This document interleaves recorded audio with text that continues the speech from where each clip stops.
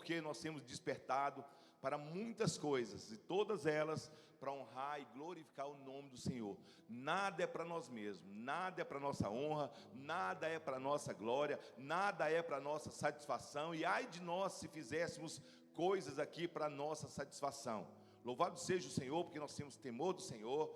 Louvado seja o Senhor, que nós podemos dizer, como o salmista diz no Salmo 124, ai de nós se não fosse o Senhor em nossa vida. Nós te louvamos, nós te agradecemos, que o Senhor coloque as tuas boas e poderosas mãos sobre a nossa vida, sobre essa igreja, sobre cada um dos membros dessa igreja, cada família dessa igreja, e te pedimos, Pai, em nome de Jesus, que o Senhor abençoe a vida do Alex, para que a palavra que ele vai trazer aqui, seja uma palavra do Senhor em nossas vidas. Muito obrigado por este momento, muito obrigado por esta oportunidade de estarmos juntos, congregando e louvando o teu nome.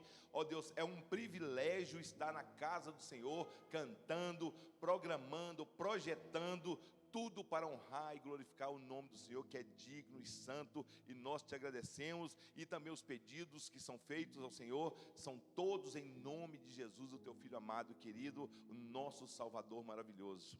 Amém. Glória a Deus. Fique à vontade, Aleluias. Tem alguém feliz com Jesus aí ainda? Quem está feliz com Jesus? Amém? Graça e paz, boa noite. Cadê o Elias? Elias, ajuda a gente aqui, por favor. Deixa o Senhor continuar te usando, amém? Queridos, meu nome é Alex, nós somos de Brasília, hoje eu me faço aqui acompanhado de alguns familiares, para quem não sabe, eu sou sobrinho ali, de aceitação ali através da minha esposa, do senhor, do meu tio ali, da tia Lu, e do meu tio, fala o nome do seu tio? Gilberto. Do meu tio Gilberto. Eu faço acompanhado aqui da minha sogra maravilhosa, minha sogra Diomar, que faz aqui presente. Faço acompanhado de mais alguns aqui, o meu cunhado, o Cleiton Jorge, a minha cunhada Ciliele e a minha maravilhosíssima esposa, Sênia. Você ainda continua feliz com Jesus? Queridos, por que eu falo sobre estar feliz com Jesus? Nós cremos em uma palavra que diz no Salmo 126, grandes coisas fez o Senhor por nós, e é por isso que nós estamos alegres. Nós não estamos alegres com o momento político que o Brasil está passando, não. Nós não estamos felizes, talvez, com o preço da gasolina, de forma alguma. Nós não estamos felizes com o preço da carne, não. Nós estamos felizes pelo que o Senhor já fez nessa nação, pelo que o Senhor está fazendo, e muito mais por aquilo que Ele vai fazer. Então não existe coisa maior, não existe satisfação maior do que estar alegre com aquele que está prestes a fazer grandes coisas em nosso meio. Você crê nisso, sim ou não? E o pastor falou sobre um projeto, queridos, esse projeto não é meu. Esse projeto é de alguns amigos, se chama Compartilhando o Reino. São um casal que tem uma base missionária, e eles são a nossa base missionária da nossa igreja. Eu faço parte da comunidade cristã ID, uma igreja bem pequena em Brasília. E essa igreja, como o pastor aqui apresentou várias coisas para vocês nessa noite, deixa eu dar um conselho para vocês. Não fique sem comprar o que o pastor ofereceu aqui nessa noite. Não fique sem abençoar essa obra. Eu tive um tempo hoje com ele, um tempo bem curto, mas ele me falou sobre algo que ele viveu nesse tempo. Tudo precisa ter um propósito. Nós estamos aqui para manifestar o reino dos céus, sabe? E de que forma que nós manifestamos o reino dos céus? Eu sou casado com a Sênia. A Sênia, ela é filha dessa cidade, filha de Paracatu. Porém, hoje ela está manifestando o reino do Senhor, o reino dos céus em Brasília. Ela é de Paracatu e está manifestando o reino do Senhor em Brasília. O reino é dos céus, mas ele é manifestado através de nós. Então, se você quer ser ousado nessa noite, participe disso. Olha que projeto tão lindo, tudo precisa ter um propósito, sabe? Esse telefone, se eu subir lá no morro mais alto, o Everest, se eu escalar ele, e no lugar de uma bandeira, eu colocar esse telefone, ele vai continuar sendo um telefone. Sabe por quê? Ele foi projetado para ser um telefone. Ele foi desenvolvido para ser um telefone. Você foi desenvolvido para manifestar o reino do Senhor nessa terra. De qual forma? Ajudando os projetos que o pastor colocou aqui nessa noite, amém? Então, nessa noite, sem mais demora, enquanto eu vou continuar falando aqui da nossa comunidade, eu queria que você já abrisse a sua Bíblia aí no Salmo 126, que é sobre isso que nós vamos falar nessa noite. Falando ainda em propósito, enquanto você abre, a comunidade cristã ID é uma igreja nova, uma igreja pequena, porém uma igreja que tem um propósito, e baseada em várias e várias reuniões de orações e de algumas conversas com alguns líderes, nós descobrimos e entendemos o nosso propósito. Do id significa ir até Jesus. O D significa discipular. E o E de evidenciar. O nosso propósito é conhecer Jesus e tornar Ele conhecido. Esse é o propósito no qual a ID está formada ali em Brasília. Nós estamos ali com esse propósito. Nós descobrimos, através de algumas leituras, de algumas revelações, que o principal chamado do homem, o primeiro chamado do homem, quando nós fazemos menção da primeira vez que o chamado foi feito na Bíblia, Deus chama Adão. O dia que ele chega no jardim e ele procura Adão, ele já sabia de tudo que Adão tinha feito. Ele estava se escondendo da presença do Senhor porque ele tinha comido de um fruto que era proibido. A pergunta que Deus faz para ele: aonde você está? Talvez nessa noite o Senhor esteja me perguntando e te perguntando aonde você está. O nosso principal chamado, o nosso principal propósito é ter relacionamento com Jesus, sabe? Aonde você está é um Deus que está falando para Adão: eu não quero ficar longe de você, por favor, não se afasta de mim. Jesus, no dia da crucificação, quando ele recebe ali, a notícia que ele ia se entregar, quando ele fala bem assim: se possível, passa de mim esse cálice, não é porque Jesus era um medroso, não é porque Jesus era covarde, não, é porque ele não queria ficar um minuto sequer sem a presença do Pai dele, mas em tudo que fosse feita a vontade do Pai. Toda igreja precisa ter um propósito, e eu creio que essa igreja tem um propósito de amar a Deus sobre todas as coisas, sim ou não? Você crê nisso nessa noite? Mas vamos continuar. Salmo 126 diz o seguinte: quando o Senhor trouxe de volta os cativos de Sião, foi como um sonho. Então a nossa boca encheu-se de riso e a nossa língua de cantos de alegria.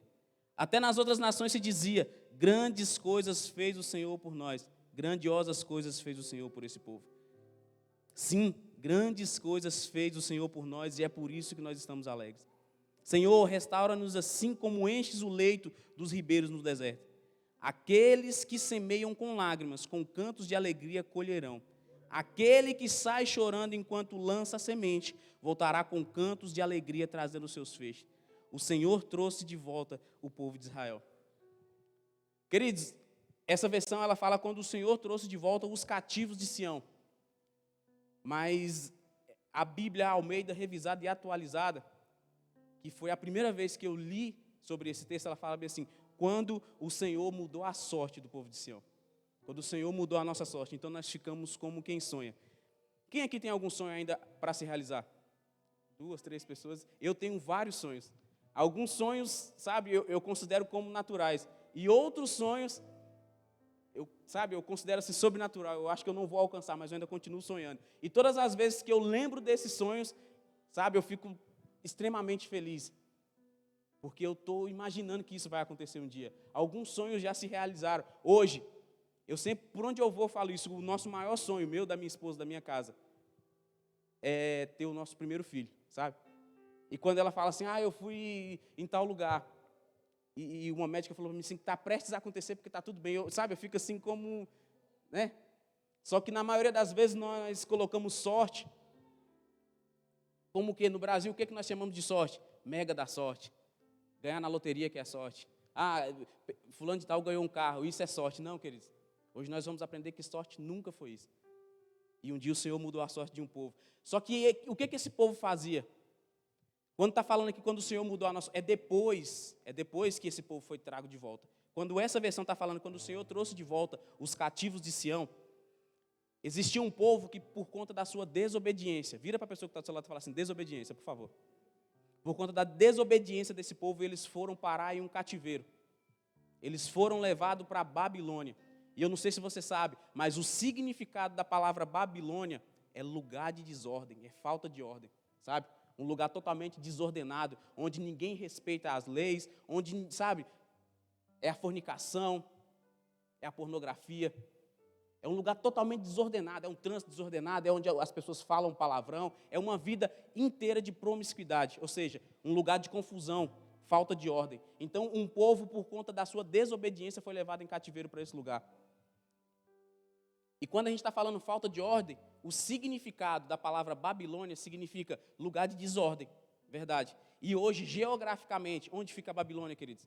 A Babilônia fica ali na região do Iraque. Toda hora a gente vê no jornal: bombardeio, Bagdá, e A Babilônia continua naquele lugar, geograficamente falando, um lugar de desordem. Um lugar onde você está dormindo, daqui a pouco você só escuta falar, mataram tantos, sabe? E era um povo que não obedecia. E o que eu mais amo nesse texto, algumas das palavras que eu mais amo é que quando o Senhor, o texto não fala quando o presidente da República, o texto não fala quando o ministro da Economia, não, quando o Senhor. E o que significa Senhor? Significa exercer senhorio. Toda vez que eu falo desse texto, porque foi um texto que mudou a minha vida, que mudou a minha sorte, eu tenho certeza disso, por que eu falo sobre esse texto? Porque na maioria das vezes, e a gente vai descobrir isso na Bíblia, eu fui um menino que eu não dei muito trabalho para os meus pais. Mas eu preciso falar a verdade nessa noite. Eu menti para meu pai. Eu fiz algumas coisas que entristeceu o coração do meu pai. Eu já saí para ir para a escola, não ia para a escola, e meu pai chegava e perguntava, você não matou a aula não, né? Não. Só que todos os dias pela manhã eu dava benção. Benção, pai, como é que está o senhor? Só que eu não deixava o meu pai exercer um senhorio sobre a minha vida, sabe? E um texto de Mateus 7, que eu creio que seja muito conhecido por vocês, a partir do verso 20, em Mateus 7, a partir do verso 20 vai dizer o seguinte, assim pelos seus frutos os reconhecerão. Nem todo aquele que me diz Senhor, Senhor, entrará no reino dos céus, mas aquele que faz a vontade de meu Pai, que está nos céus.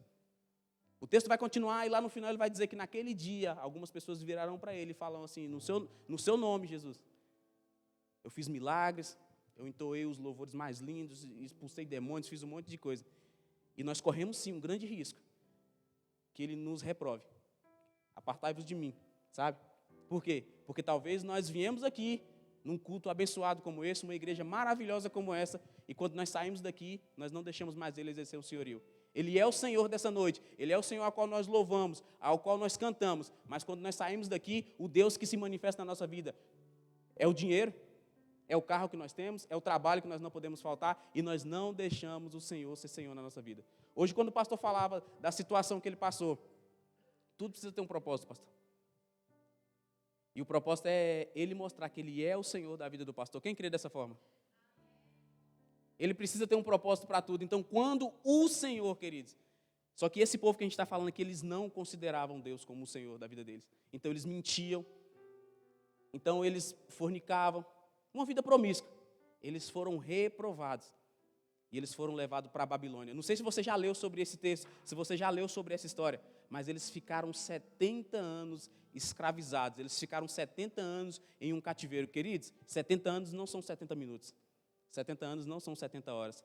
70 anos não são 70 meses. Sabe? Quantas pessoas que nem chegaram aos 70 anos, quantas pessoas não irão chegar aos 70 anos? Sabe?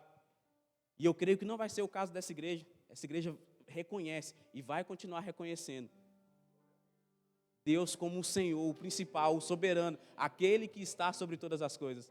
Nessa noite nós precisamos voltar a nossa atenção para ele falar assim, a cidade de Paracatu não pertence à política, a cidade de Paracatu não pertence a quem tem dinheiro, não. A cidade de Paracatu, ela é do Senhor Jesus Cristo, Ele é o Senhor dessa cidade, sabe? Os hospitais precisam ser invadidos pelo Senhor dessa nação, sabe? As escolas, as faculdades, as fazendas, os lugares mais escuros dessa cidade precisam ser invadidos. E quando for invadido através de mim e através de você, algo grande vai acontecer nessa cidade, porque Ele é o Senhor dessa cidade, sabe? Quando nós estamos falando de amar a Deus sobre todas as coisas, Ele é maior do que qualquer coisa. Ele está acima de tudo. Ele é soberano. Nós não vamos repetir a história desse povo. Sabe, querido, 70 anos não são 70 dias. Hoje eu não vou demorar, hoje eu só quero trazer um entendimento para você que o Senhor quer mudar a sua sorte, quer mudar a sorte da sua casa, da sua parentela, Ele quer fazer tudo isso com você, mas nós precisamos obedecer e deixar Ele ser esse Senhor soberano. Só que um dia esse povo cansou, e quem estava lá escravizando eles, quem estava lá nesse cativeiro sendo chefe, ele morreu. E sabe o que começou a acontecer? Esse povo começou a se arrepender. Vira para a pessoa que está do seu lado mais uma vez e fala assim, arrepender. Queridos, arrepender, arrepender, arrepender. Quando o texto de 2 Crônicas está falando que se o meu povo, que se chama pelo meu nome, está falando de um povo específico, está falando de um povo que reconhece Cristo como o Senhor de todas as coisas. Não está falando de qualquer pessoa. Se o meu povo que se chama pelo meu nome, se esse povo se arrepender, muda o coração do Senhor, sabe? Ele vai falar assim, não, olha como é que está Paracatu, gente, o povo está chorando de novo, tem lágrima de novo, olha como é que está Minas Gerais, olha como é que está as cidades do Brasil, eles estão se arrependendo, sabe? Um quebrantado coração move todos os dias o coração do Senhor, sabe? Então, quando esse povo começou a se arrepender, eles olharam para eles e falaram assim, não é o nosso dinheiro que vai tirar a gente daqui, não é os doutorados que nós temos que vai tirar a gente daqui, não é a parentela que a gente conhece, não é o poder político, não é o poder público, não é o presidente, não é o ministro da economia, não é ninguém. É só o Senhor que pode tirar a gente dessa situação. E aí esse povo volta de novo a atenção, fala, ô Jesus, restaura de novo. Restaura como, sabe, eles ficaram como quem sonha. Queridos, eu não sei se vocês já atravessaram alguma seca. Os meus pais, eles são de uma cidade bem pequena do norte de Minas Gerais. E eu acho que há 4 anos atrás, se eu não estou enganado, eu tive lá com a minha esposa. E assim, eu morei um certo tempo lá, eu nasci em Brasília, mas eu morei um certo tempo lá, se eu não me engano, entre 4 e 5 anos. E sabe o que eles falaram para mim? Que nunca viram uma seca tão grande, sabe? Matou muito animal, sabe? Terra não prestou mais para muita coisa, sabe? E daí, o dia que a gente chegou lá, estava chovendo. Sabe, era como um sonho para as pessoas, sabe? Uma terra que estava ali seca, uma terra que estava ali já largada, começou a chover de novo. Isso é Jesus entrando no nosso coração, sabe? Uma terra seca que precisa ser regada. Ele está pedindo hoje espaço. Alex, deixa eu entrar, estou batendo nessa porta, sabe? Ele está pedindo Paracatu, deixa eu entrar, deixa eu voltar a ser senhor dessa cidade, sabe? E aí esse povo começou a se arrepender e começou, sabe, olhar de novo para Jesus. Aí começa tudo de novo, quando o Senhor mudou a nossa sorte. Deixa eu falar para você o que é o significado de sorte, biblicamente falando. Sorte nunca foi ter um trevo de 3 folhas, nunca esquece isso. Sorte nunca foi ter dinheiro, sorte nunca foi ser livrado de um acidente, não, nunca foi isso. Sorte na Bíblia significa a desgraça deu lugar à bênção, sabe? Aquilo que era para ser a coisa mais errada do mundo, encontrou Jesus no meio do percurso e a vida foi mudada. Mudar a sorte significa, é sobre isso, quando a nossa sorte for mudada. Então, por favor, o dia que você ganhar um prêmio muito grande, um dia que você ganhar alguma coisa muito valiosa, por favor, não encare isso como sorte, não. Jesus está colocando aquilo na sua mão para que você faça algo muito maior, porque Ele é soberano na sua vida, sabe? É sobre isso que nós cremos, é sobre essa palavra. Então, quando o Senhor trouxe de volta esse povo, sabe? E eu ainda brinco, toda vez que eu falo sobre esse texto lá na igreja, eu falo bem assim, homem é mais contido, homem vai falar bem assim, grandes coisas o Senhor fez pelo povo de Paracatu. Aí outro homem mais contido, ele fala assim, realmente, grandes coisas fez o Senhor. Já a mulher não, como é que a mulher vai falar? Menina, você viu o que Deus está fazendo lá em Paracatu? É, mulher, grandes coisas. Brincadeiras à parte, queridos, elas ficam bravas comigo lá na igreja, mas a gente brinca, sabe, com esse tipo de coisa, mas não. Grandes coisas o Senhor vai... Me fala aqui, pastor, as cidades que são aqui próximas aqui. João Pinheiro é uma, né?